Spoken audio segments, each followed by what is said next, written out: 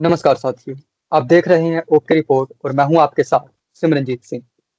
आज मैं आप सभी के सामने मौजूद हूं एक गंभीर खबर को लेके। ये खबर गुजरात से है और काफी दुखद खबर भी है और साथ ही अपने आप में कई सवाल खड़े करने वाली ये खबर है कि आम नागरिकों की जिंदगी क्या ऐसे ही जाती रहेगी कुछ अधिकारियों की गलती की वजह से। कुछ अधिकारी या प्रशासन के ऊपर अभी सवाल उठ रहे हैं क्योंकि गुजरात में एक पुल वो गिर गया और नदी पर बना हुआ ये पुल था जिसमें ये पुल गिरने से अभी उस समय ये चालू पुल था और गाड़ियों का आवाजान इसके ऊपर चालू था, तो इससे जान माल की भी हानि हुई। 10 लोगों ने इसमें अपनी जान गंवा दी। तो इसी ब्रिज को लेके कुछ तथ्य मैं आपके सामने रखता हूँ। तो ये महिसागर नदी पर बना हुआ था। नदी पर बना हुआ गंभीरा ब्रिज था ये, जो कि गुजरात के वडोदरा जिले में मौजूद था।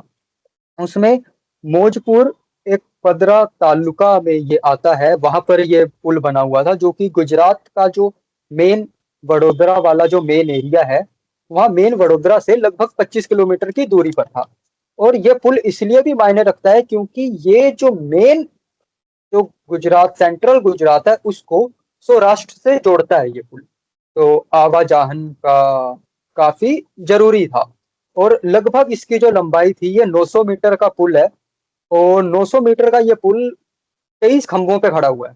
नदी में 23 खंभे हैं, उनके ऊपर ये पूरा पुल खड़ा हुआ है। और आपको बता दूं कि ये पुल कितना पुराना है कि 1985 में बना था।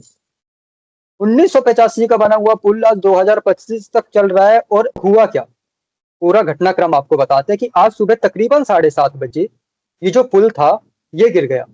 उस समय इसके ऊपर से गाड़ियां जा रही थी, जिसमें जो गाड़ियां पुल के गिरते ही नदी में गिर गई, उसमें एक एसयूवी थी, एक कार थी, एक टेम्पू बताया जा रहा है और एक जो है ट्रक बताया जा रहा है, और इन सभी में लोग मौजूद थे। तो लगभग 10 लोग जो है वो नदी में मारे गए। कई सारे विजुअल्स, कई फोटोएं, वीडियोएं आपके सामने वो सभी आ रही हैं। तो उनमें साफ तरीके से सारी स्थिति दिख रही है। और देखने से पता चलता है कि जो दो खंबे लगे हुए थे, उन दो खंभों के बीच का जो पूरा हिस्सा था वो पूरा ही ढह गया। वो पूरा का पूरा हिस्सा ही गायब हो गया, आपको देखने को कोई नहीं मिलेगा। तो ये भी रहा। अब होता क्या है, उसी समय जैसे ये पुल गिरा तो वहां पर लोकल जो लोग मौजूद थे, आसपास के लोग, उन्होंने अपनी तरफ से लोगों को बचाने की जद्दोजहद शुरू की। पुलिस को इन्फॉर्म किया गया, प्रशासन को इन्फॉर्म किया गया, जो सुरक्षा की टीमें हैं, जो डिजास्टर मैनेजमेंट की टीम है, वो वहां पर पहुंची और उन्होंने राहत बचाव का कार्य शुरू किया।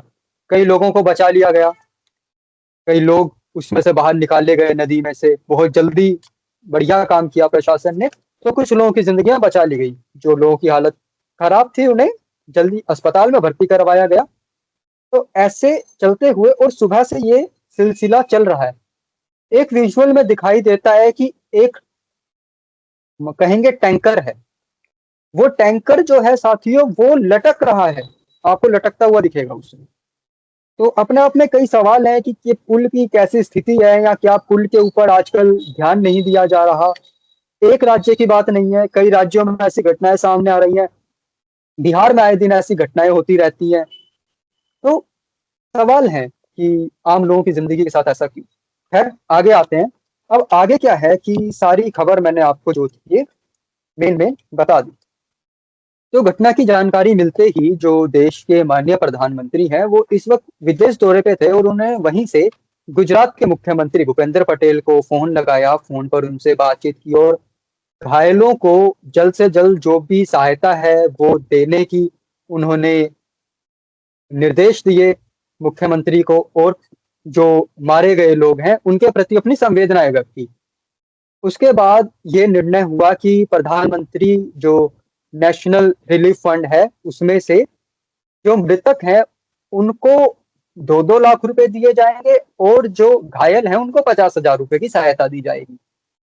एक बात ये भी है कि जो मारे गए लोग हैं उसमें एक ही परिवार के 3 लोग मारे गए। एक ही परिवार के 3 लोग, एकदम से वो पुल गिरा और एक पूरा परिवार खत्म हो गया। अब एक सवाल ये भी है कि क्या 2 लाख रुपए से वो जाने वापस आ सकती हैं, या कुछ पैसों से वो लोग वापस आ सकते हैं। तो इसमें किसी की एक जिम्मेदारी वो मेंशन होनी चाहिए कि कौन है, इसके लिए जिम्मेदार कौन है, किसकी गलती से पूरी घटना हुई। क्योंकि कोई पहली घटना नहीं है, इससे पहले भी ज्यादा दूर नहीं जाऊंगा, 2022 की बात है, अक्टूबर की, 2022 में अक्टूबर में गुजरात में एक और बड़ा हादसा हुआ था, एक और पुल गिरा था। गुजरात का जो पुल था, मोरबी जो पुल हादसा हुआ था, उसमें लगभग 135 लोगों ने अपनी जान गंवा दी थी। बड़ा आंकड़ा है, एक बड़ा आंकड़ा है 135, कोई छोटी मोटी बात नहीं। तो अब बस सवाल यही है कि आप लोगों की जिंदगियां जो है वो कब तक ऐसे ही चलती रहेंगी। इसलिए अपील यही है कि प्रशासन सख्त कदम उठाए, जिसके लिए मुख्यमंत्री ने और मंत्रियों ने भी कहा कि जो भी टीमें हैं वो बना दी गई हैं। मुख्यमंत्री साहब ने कहा कि टीम बना दी गई है और जांच के लिए भेज दी गई है, जो भी जल्दी से जानकारी आएगी और जो भी लोग दोषी हैं उन्हें सख्त से सख्त सजा जो है वो दी जाएगी। तो सरकार अपनी तरफ से आश्वासन दे रही है, पीड़ित परिवार जो है उनके ऊपर जो इस समय बीत रही है वो केवल वही जान सकते हैं। और एक आवाजहन का जो रास्ता था वो बंद हो चुका है, तो जल्दी से जो पुल रिपेयर किया जाएगा, या ऐसे और भी कई पुल हैं, तो एक यही अपील है हम लोगों की प्रशासन से कि जल्द से जल्द जो पुल हैं उनके ऊपर मरम्मत कार्य किया जाए या देखभाल की जाए। जिनको कंपनीज को कॉन्ट्रैक्ट दिए गए हैं, जिन्हें ये जिम्मेदारी दी गई है कि वो इसका समय से निरीक्षण करें, इनकी देखभाल करे, वो अथॉरिटीज क्या कर रही हैं, तो उनके ऊपर एक सख्त कार्रवाई होनी चाहिए। आम लोगों की सबकी यही अपील है, यही मानना है लोगों का। तो देखते हैं, पूरी घटना मैंने आपको बताई और आगे जैसे भी इसमें कोई भी अगर जो भी नया अपडेट आता है उसको लेके मैं आपके सामने फिर मौजूद रहूंगा। और जो मृतक हैं उनके परिवारों के साथ हमारी संवेदनाएं हैं, जो घायल हैं उनके जल्दी स्वस्थ होने के लिए हम कामना करते हैं। तो इस वीडियो में अभी के लिए फिलहाल इतना ही। आप अपने जो भी कमेंट हैं, अपनी राय है, वो नीचे कमेंट सेक्शन में भेज सकते हैं, वहां पर लिख सकते हैं और जनता तक, सभी तक साझा कर सकते हैं। वीडियो को अंत तक देखने के लिए आपका धन्यवाद।